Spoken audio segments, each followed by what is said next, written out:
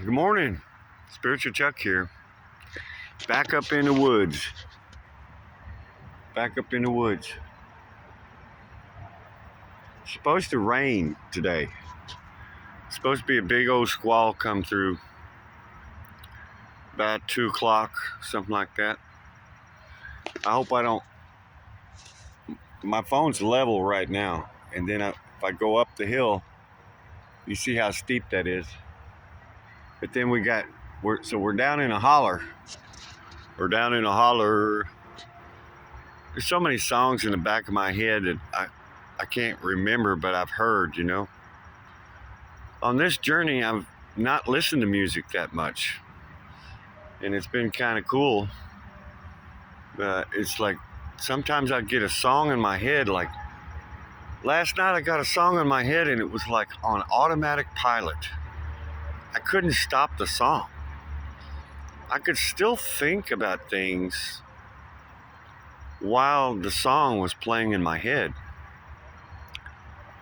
It's strange. It's like sometimes I can't stop these songs from playing in my head at the same time I'm thinking.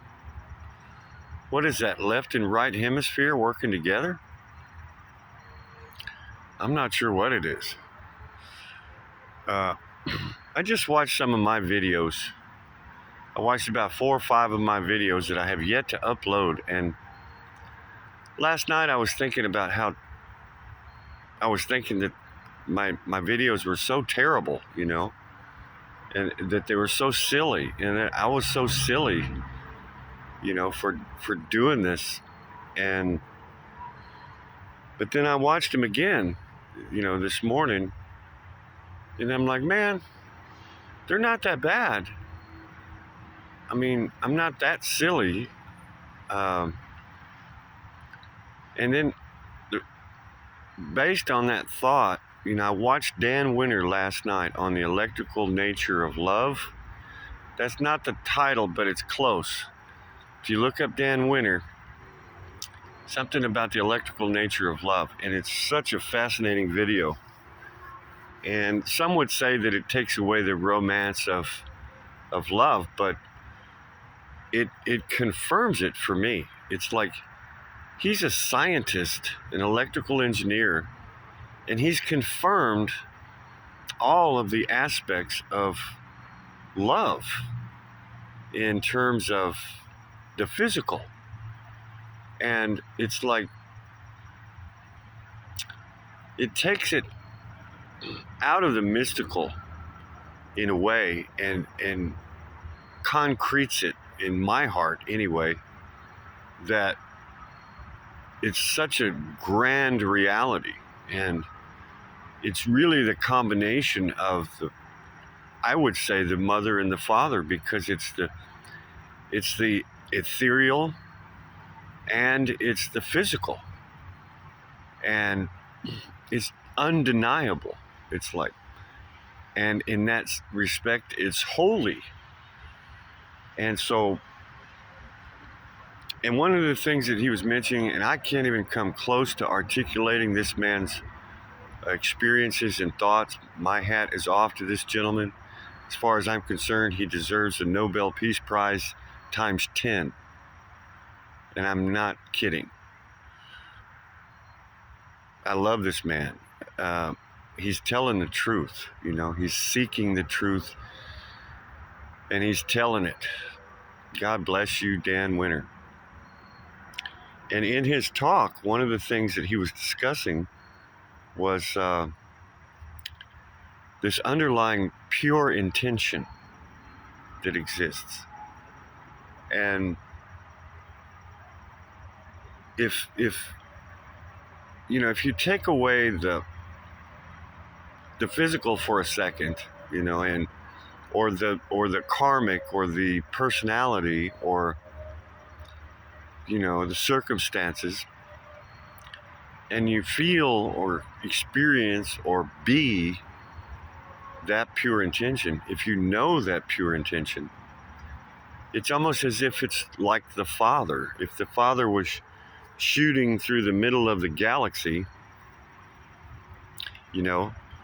like that energy that goes through the middle of a galaxy, you'd say that that energy had a pure intention. It was like just boom, pure intention. And that's what he more or less he was foundationally talking about. Like I said, I can't articulate. You have to watch the video. It was about 4 months ago from this video that he made that one. So see if you can find it on YouTube. The electrical nature of love, something like that.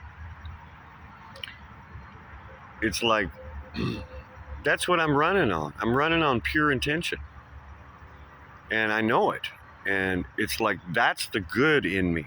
It's like, it's so, and nobody else can really see it. Even sometimes my self obscures it, my mind and body or my words or whatever, sometimes it can be, not so seen, not so easily seen, but it's there and it's always there. And when I talk to people and I listen to people,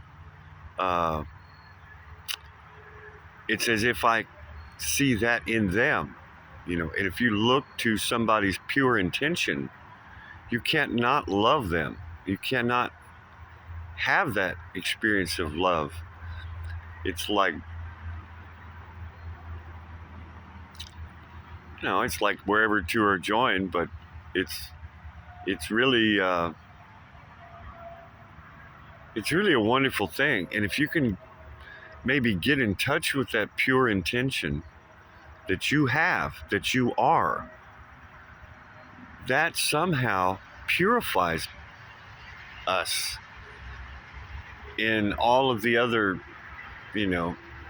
measurable inadequacies or whatever we think we might not measure up to.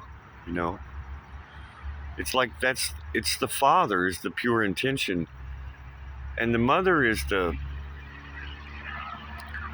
is all of the activity that is derived from that pure intention. And so instead of measuring it's okay to measure all of what's produced from that pure intention, but don't lose touch with the pure intention, because that's essentially the source, and that's the beautiful star that you are. From that star emanates, or that's this beautiful source of who you are. So, and somehow I've been blessed with being able to stay in touch with that ever since the storage unit. And it's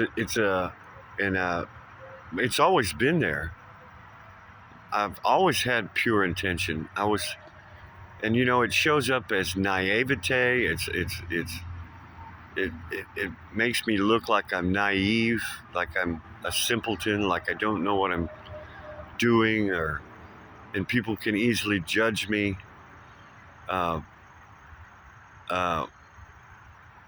Think about it. Your purity. It's like, but if they judge your purity, that it's their mistake. If they judge your pure intention,